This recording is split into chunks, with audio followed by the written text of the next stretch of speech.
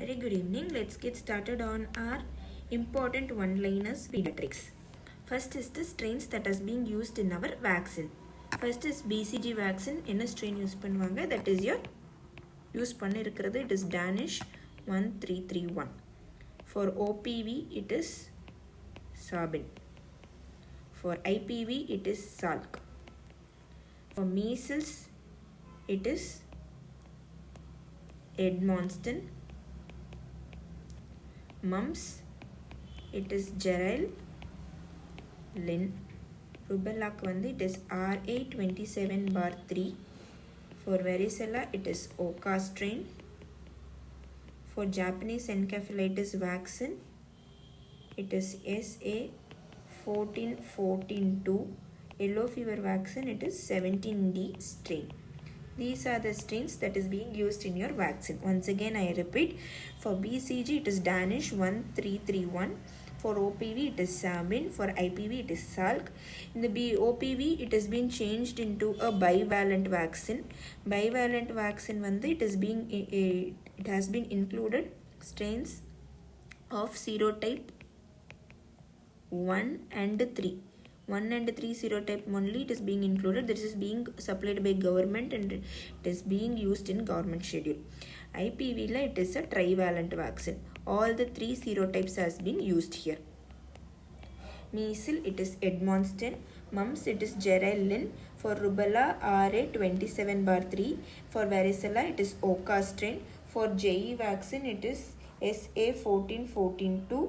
And for yellow fever vaccine it is 17D strain. Okay, next important one-liners that is being asked or very important in breast milk. So for breastfeeding you have two reflex. One is milk production reflex and another one is milk ejection reflex. For milk production the hormone that is being used is prolactin for milk production. For milk ejection it is your oxytocin. It is also called as let down reflex. Next, the contents or constituents of your breast milk. Weight to casein ratio will be 80:20.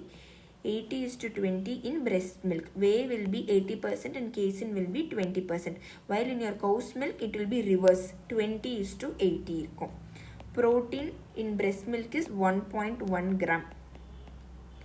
Lactose is 7 grams. Calorie is 67 kilocalories. Calcium is to phosphorus is 2:1. Okay, these are the main important points or important numberings you should need to know in breast milk constituents. Breast milk also contains factors like bifidus factor. Bifidus factor, this one promotes the growth of lactobacillus. This promotes the growth of lactobacillus. Next is BSSL. BSSL is nothing but bile salt stimulated lipase. Lipase, this is a siddle or this is inhibits the growth of your amoeba and giardia. Okay, next is PABA. PABA is nothing but your para amino benzoic acid. This para-amino-benzoic acid, this will inhibit your growth of malaria or it has a protection against malaria. This has protection against malaria. Next is lactoferrin. Lactoferrin inhibits E. coli. Okay. Breast milk is deficient in 2 vitamins, that is your vitamin D and your vitamin K.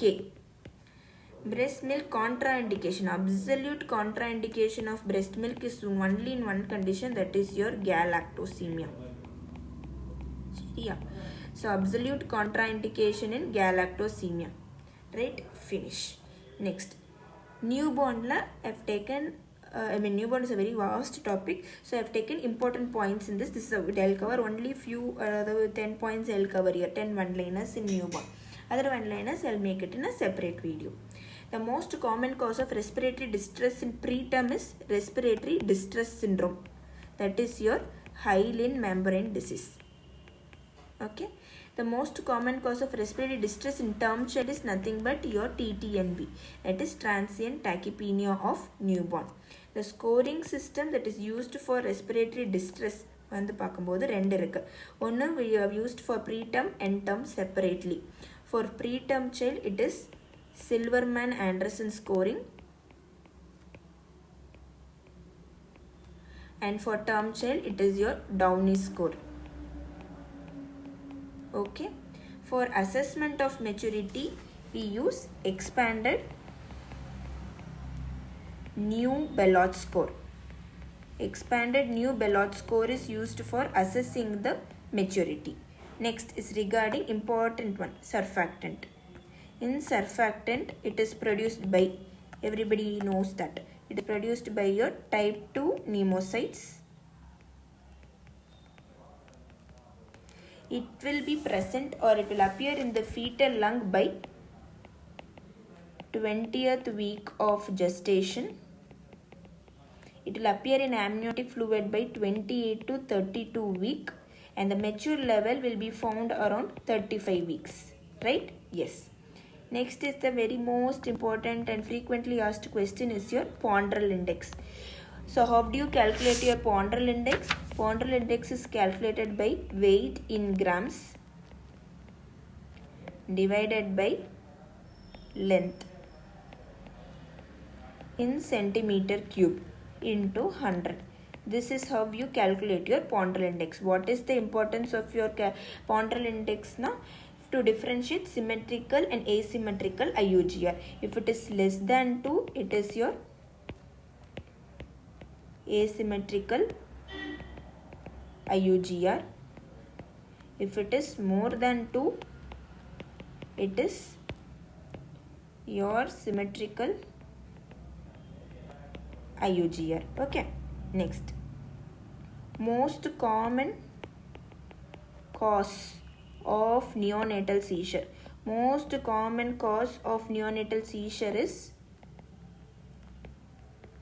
HIE.